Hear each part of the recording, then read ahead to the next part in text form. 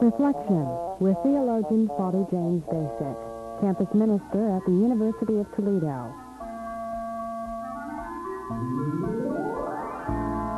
Maybe for some people it is just a marriage that isn't going well. For some people it's their job. Maybe part of the stress that we know in our world is living in a world with under the threat of the nuclear holocaust. Many people feeling stressed, I think, over that situation. So there's just situations that seem to be anxiety-producing and stress-producing for us.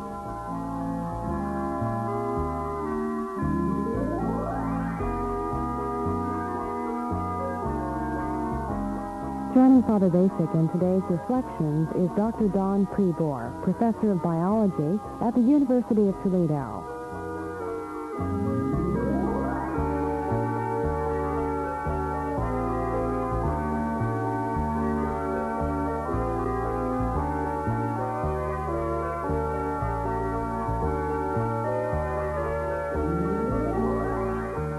Today's Reflections focuses on the topic of dealing with stress in life situations. Here's Father Bacik.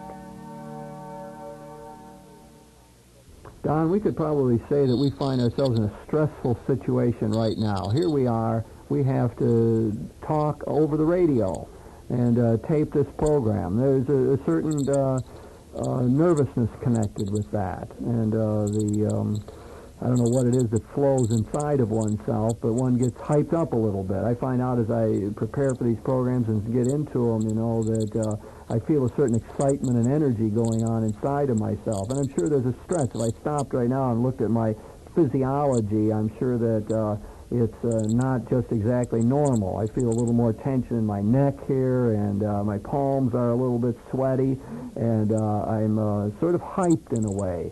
And so we find ourselves in a stressful situation. You look a lot calmer to me, but maybe you feel a bit of that as well. I've done over 160 of these programs. I ought to be at ease, and here you are sitting there so calmly about it all.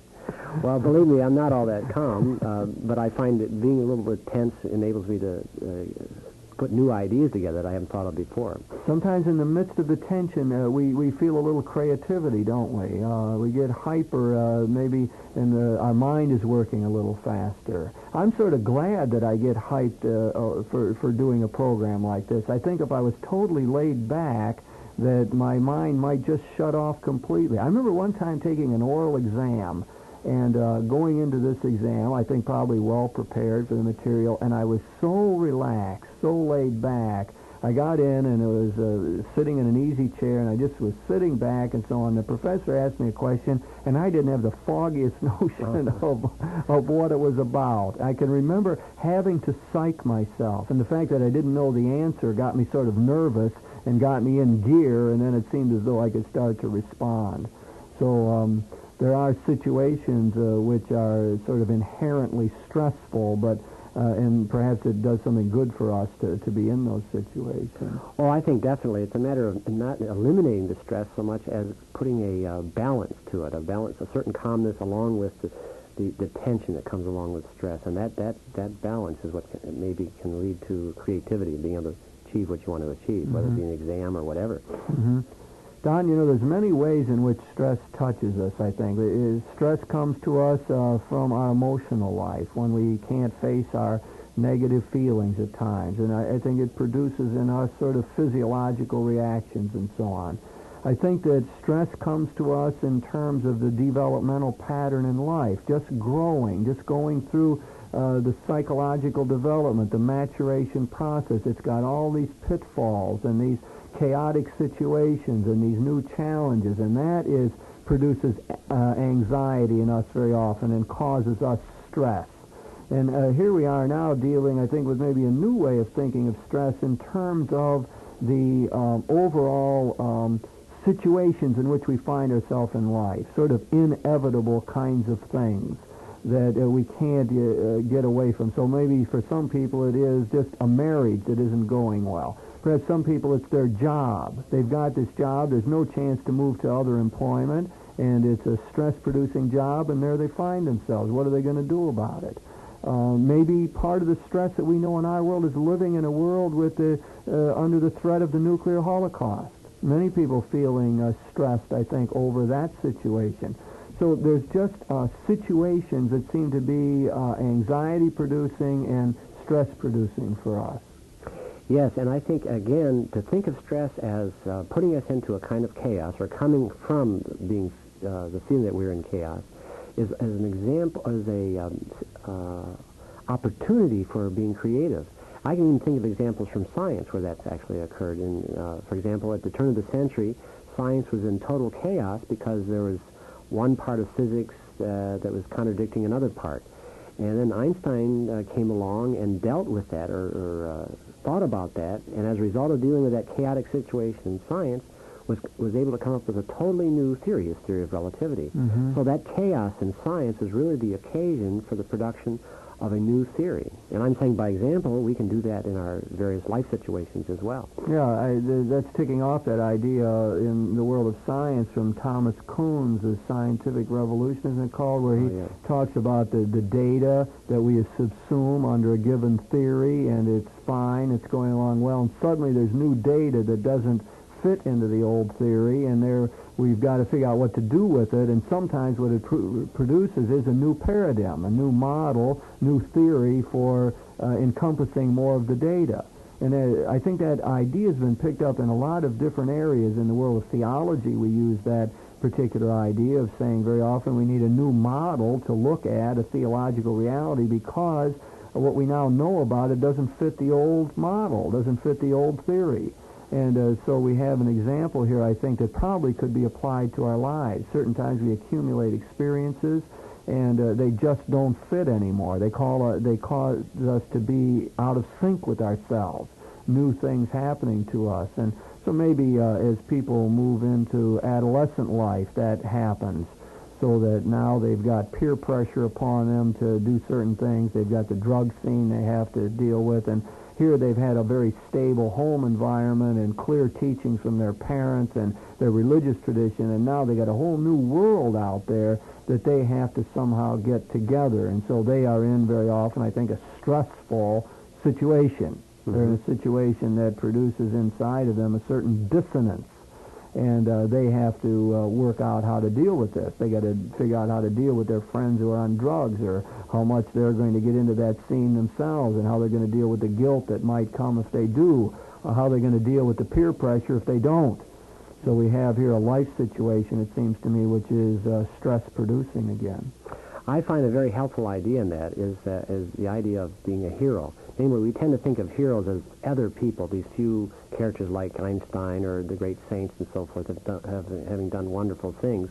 But actually, each of us has our own story. We have our own story, and each of us are a hero in our story. So that when we come to a stressful situation and are in chaos, if we see ourselves as the heroes, and the hero is one who faces the chaos, embraces the chaos, and then as a result of embracing it, begins to see new ways of dealing with it and begins to come up with a new way of living or seeing things. You use Joseph Campbell's work in that regard, isn't it? The faces of... The many faces of the hero, I think it is. Yeah, many faces of the hero, that's what I'm thinking of, yeah. Yes. Did you draw some of your ideas from that? Yeah, I drew a lot of my ideas from Campbell, also, of course, from Carl Jung and some of his followers. Uh-huh. Yes. So let's take an example of a hero who's done that we know that's acted in this way. Can we think of a concrete example? Not ordinary life, but a famous one. Yeah. I can't. Now I ask you can't think of one. No, I can't think of one. Yes.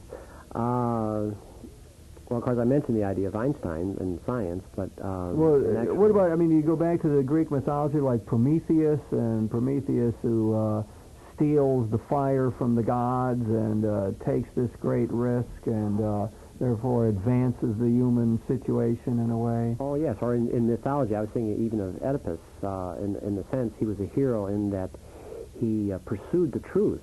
About having killed his father and then married his own mother. Mm-hmm. And then we see he put out his eyes. But later on in the sequel to that story, Oedipus Rex, was that he became very wise. Mm-hmm. So that he actually embraced that chaos. So his heroic action really is to seek the truth despite its tremendous consequences and tremendous pain that it would bring him. and even to the point of having to blind himself in a way. But he sought out the truth. So the hero, one way of thinking of the hero, is the one who seeks truth despite the consequences, and then comes to the wisdom. Yes, I think so. Yeah, I like that very much, yeah.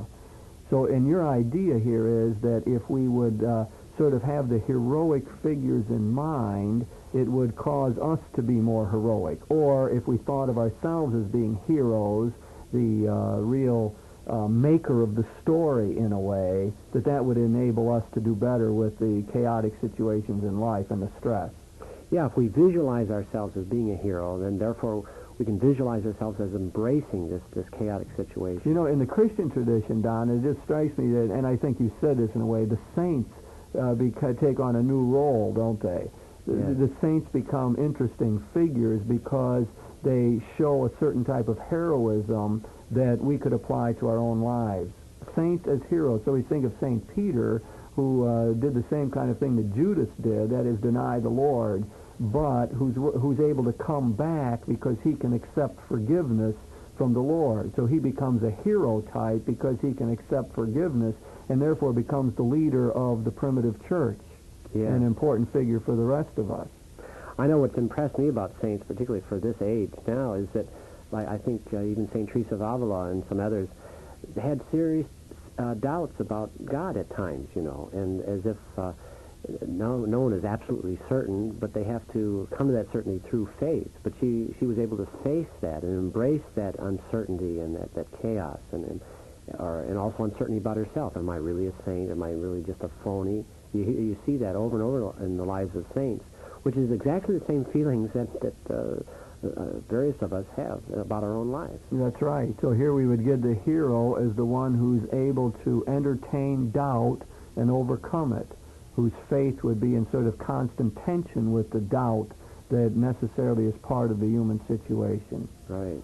So almost any particular problem that someone would have, stressful situation, they could find a hero-type figure that would help. Again, that's probably in the Christian tradition one of those great values of having this great variety of saints. So we have saints that did small things very well, St. Teresa of the Little Flower, and we have saints who dealt with their anger, like St. Jerome. We have saints of are in community with nature, like St. Francis of Assisi, so that people who have dealt with various kinds of life situations and found ways to transcend them or transform them or find a deeper meaning in them. You could give a whole new notion of sainthood and what that would mean for the average person out of your theory there. The saint as hero who would help us to act heroically. Yeah, a saint is a sociological thing, and I think even applying that to our present situation, we can be saints for one another. In other words, if a person has a hard marriage and they can embrace that, not only are they going through it for themselves, but they become sort of models for other people who are having, say, a difficult time in their marriage. Or, Don, two things are coming to my mind about, practically dealing with these life situations that are difficult. And I'm going to have trouble sorting this all out, but let me get this out here early. One is the sense that very often what is called upon is a heroic acceptance of the situation. And on the other hand, it does seem at times prudent and wise that one has to try to change the life situation. Maybe we could use that as a way of structuring some of our conversation here. I don't want to lose that, but I'm just thinking like the nuclear thing. So that's a life situation that's stress-producing for many people.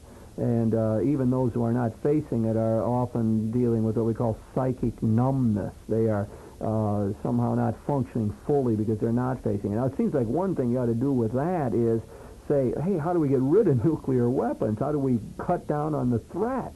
Mm-hmm. You know what I mean? So that seems like a proper response to that. Other times I find myself dealing with people that sort of like, hang in there. I mean, fight your way to it. I remember this is what my father said to me when I was doing my dissertation at Oxford. It got to be a very stressful situation, and physiologically I was having a lot of trouble dealing with it. And, I suppose there was a feeling like maybe I ought to just forget all this, or I can't make it. And my father just talked to me along the lines of, just do it. You know, I mean, there wasn't any big conversation or not even any big exhortation. It was just as, you can do that and do it. You know, it's like Bear Bryant, suck in your guts and get on with it. You know, it's like my father gave me a kick exactly when I needed it. And I think what he was saying to me in your language was, hey, be heroic about this. Yeah, it's tough, and yeah, you've been pushing, and yeah, you know, your body might fall apart here, but do it. And I appreciated that advice so much. In other words, it's just the opposite of a lot of the coddling kind of approach we get to life situations these days. Like, oh, don't get away from that. That's stressful. You know, you're having trouble in that course, drop it.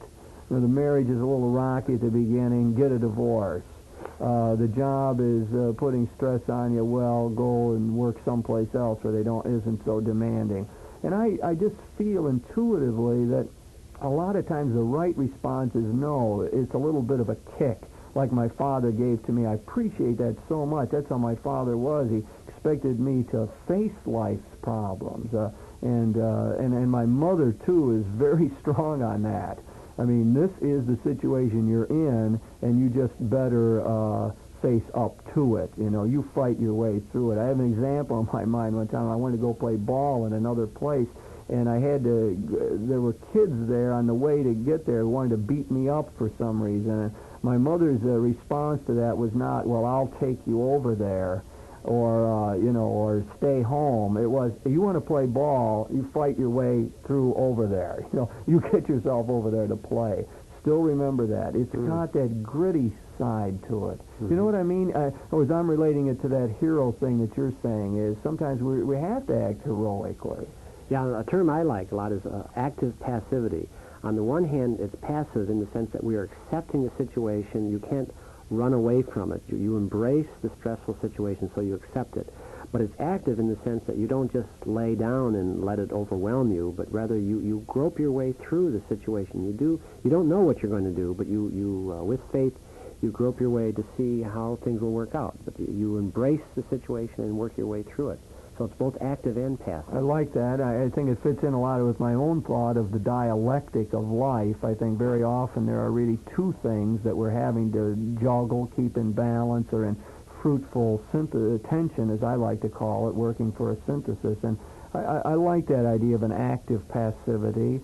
There is a combination of acceptance and of getting involved in the situation with the energetic effort to overcome it. I would see that as sort of a generalized way of looking at life. I never remember the exact words of the prayer that is so helpful in this, the prayer of serenity prayer, where, do you remember the words where you are, that you're supposed to try to change the things that you can and accept the things you can't and have the wisdom to know the difference.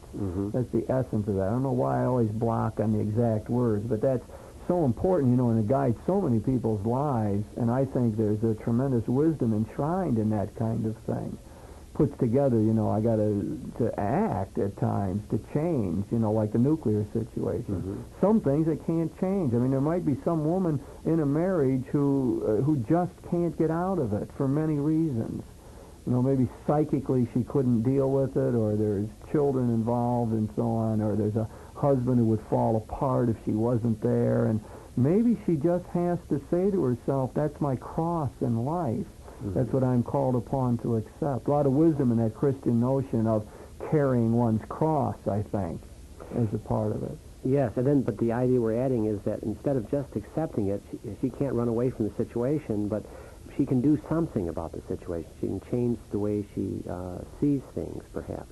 But in other words, she doesn't have to just merely be passive to the pain of that situation. She can be both active and passive. Yeah, even that word passive. You know, I think of the pacifists that we have in the world today. Many of those people are very active, transforming kind of people, energetic people who want to make things different and who want to do it in every constructive way other than nonviolent. And I think we have to grant that and to see that side of it for sure. Okay, Don, we're talking about here the life situations that are stress-producing. If we take the example of a man at work, Al, he's got to have a job. and he really can't find another job, and the situation there is very stress-producing because the boss is hard on him, doesn't understand him, doesn't enter into good personal relationships with him. He's got demands on his time. He's got to take work home. There's other people working around him who he doesn't like their lifestyle at all. He doesn't talk the same language they do, and here he finds himself in this situation. Now, he is a prime candidate, I suppose, for ulcers here and for bad physiological reactions, right? Right. How are we going to talk about this now? All right, now, if I were talking to such a person, I'd say there are two prerequisites he must have. One is he must have faith that no matter what situation you're in, there's something you can do about it, at least with regard to your own way of looking at that situation.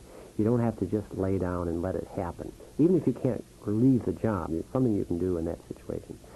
And the second thing is one must not have self-pity.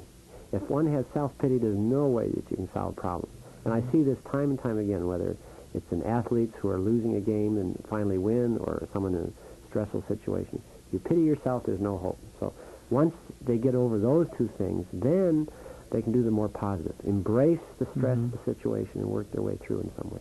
Okay, let's look at each side of those. I find that fascinating here. So that one aspect of this is the sense that there is at least some control over the situation. I think the literature you read on stress keeps saying that stress arises when we feel we have lost all control. And we must reestablish some sort of control in the situation. I myself don't think that's a final answer, but I think it's an important answer. So that what we got to tell this guy here is that maybe he could do better with his boss. Maybe he could talk to his boss and find a way to relate to him on a more personal level. Or maybe he can get into a situation where his boss's cold, impersonal attitude does not bother him so much. Maybe he tries to change him, and really the boss just won't react in any human kind of way. And so the man at work now says, I'm not going to let that hurt me. The man has a problem. It's his problem in a way, because he can't interact personally, which is the optimum way of interacting. He must have a difficulty. Maybe he's afraid, maybe he's insecure, maybe he's got problems at home, maybe he's got health problems. I don't know what it is, but I won't let him just destroy my own life.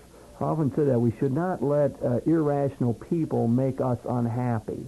I feel like fighting for that in a way. I remember in my own life having to do that in a given situation where an authority figure was acting irrationally, and I used to constantly tell myself, I will not let that man determine my mood today. I won't let him make me unhappy today. It was like a fight to accomplish that, and I think I gradually distanced myself from his moods and from his attempt to impose bad moods on me. And I think that's what I would tell the guy at work, to pick up your idea. You do have some control. You know, maybe it's try to control the external environment, these people around you and so on, but if you can't accomplish that, you can control something inside yourself. That is your response to it. And that's where we're ultimately free, I think. That's where I locate freedom, finally. Even with all the determinisms and givens of life, I am finally free to take up an attitude towards those givens, as stressful as they might be. And I think when we're able to do that, the stress is reduced. I know in my own situation that's what happened. When I was able to adopt that attitude, the man could not stress me as much or put as much stress on me. Right. And then just having done that, you grow. You become a stronger person, more in touch with the deeper part of who you are, it seems to me. Yeah, and if you get control in a given situation, you can tell yourself you could do it in another. Yes. I saw a guy who wrote a book on anxiety. I'm not going to think of the title now offhand. And he was talking about the ways of dealing with anxiety. And he says one of the things you should do is imagine a situation where you were successful. You know, if you're going to a job interview and you're stressed over it, one of the important things to do is to say, hey, I had another job interview once, and I did well and got the job. Why couldn't I do it again? So I could say, well, I dealt with this one authority figure well. Why couldn't I deal with another one who is causing me stress? Right. I think athletes, even in training for an event, the very fact they're put under stress over and over again is what prepares them for the big event. Surely. It's the same thing. Yes, I think that's true. And the other side that you said was avoid self-pity, right? Right. That you just fall down into, that's sort of the obverse of that, isn't it? The other side of it, Right. that you now don't have any control, so you're just going to sit around and mope. Right. And get paralyzed. Yes. Well, then, of course, the counter to that self-pity is some kind of faith that you can get through it, which is what you were saying. If you imagine other situations that you've gotten through, well, you know you can get through it because you've done it before. Mm-hmm. And you link that to faith. Yes. I think faith is essential whenever we're under stress and chaos. It's the faith that gets us through, that enables us to see we can somehow see a way out of this one way or another. I like that. You've brought in the theological dimension, which is good. I always like to pick up on that, and I would like to articulate that faith a little bit and say that what that faith has to do with is the sense that that the mystery of life is gracious or benign, that the process of life can be trusted. I often say that's sort of the simplest creed. Life can be trusted. And that my efforts to gain control of my life, to do the best I can with it, to cope with it intelligently, are all worthwhile. And there's sort of a fallback point. Even if I fail, all of that effort is good. It's not lost because it collects in my character, my personality. I'm a better person for having struggled with it. And I think, Don, that then stress somehow becomes more manageable. It's not taken away. Life situations are going to be stress-producing, just like us talking here. It's going to make us nervous and stress-filled. But the faith perspective allows us to see that as being able to be transformed and turned into something creative and useful.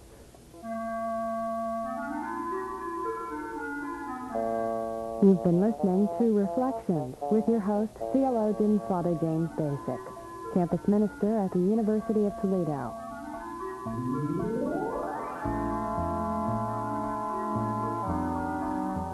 Joining Father Bacik in this discussion was Dr. Don Prebor, professor of biology at the University of Toledo. The topic of this week's reflection was dealing with stress in life situations. If you have any questions about today's program or any ideas for topics you'd like to hear discussed, please write to Reflections, in care of WLQR, Toledo, Ohio, 43623. Produced in the studios of WLQR, Reflections is directed by Mary Beth Kirchner.